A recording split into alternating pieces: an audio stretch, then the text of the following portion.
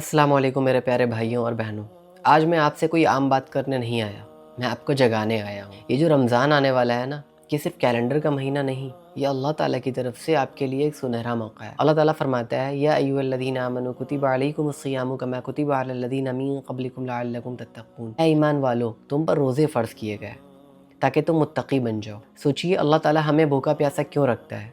کیونکہ وہ ہمیں کمزور نہیں مضبوط بنانا چاہتا ہے، وہ ہمیں بھوکا نہیں پاک بنانا چاہتا ہے۔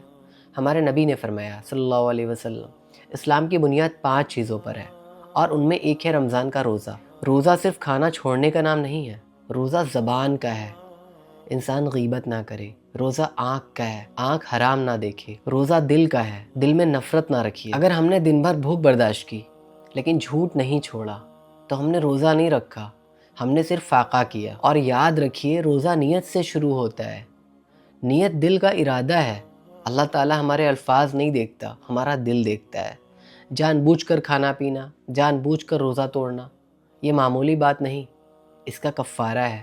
60 دن مسلسل روزے یا 60 مسکینوں کو کھانا کھلانا، یہ دین مذاق نہیں ہے، یہ اللہ کا قانون ہے۔ لیکن سنیے، اللہ رحیم بھی ہے۔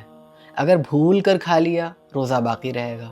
اگر انجیکشن لگ گیا تو روزہ باقی رہے گا۔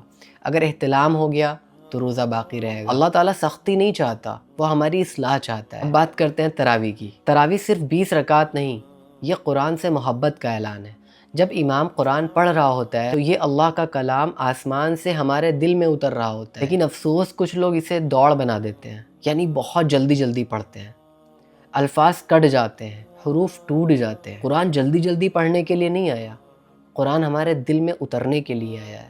میرے عزیزوں، کیا پتہ یہ ہمارا آخری رمضان ہو، کیا پتہ اگلے سال ہم نہ ملیں۔ قبر خالی ہے لیکن ہمیشہ خالی نہیں رہے گی۔ آج ہی فیصلہ کریے، اس رمضان میں سچے روزے رکھیں گے، غیبت چھوڑ دیں گے، 5 وقت کی نمازوں کی پابندی کریں گے اور تراویح میں قرآن پاک کو سمجھ کر سنیں گے۔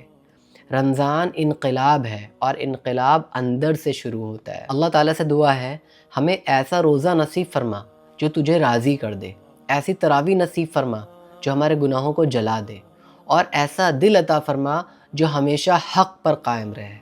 آمین۔ اس ویڈیو کو صدقہ جاریہ سمجھ کے زیادہ سے زیادہ لوگوں تک پہنچائیے۔ جزاک اللہ خیرہ۔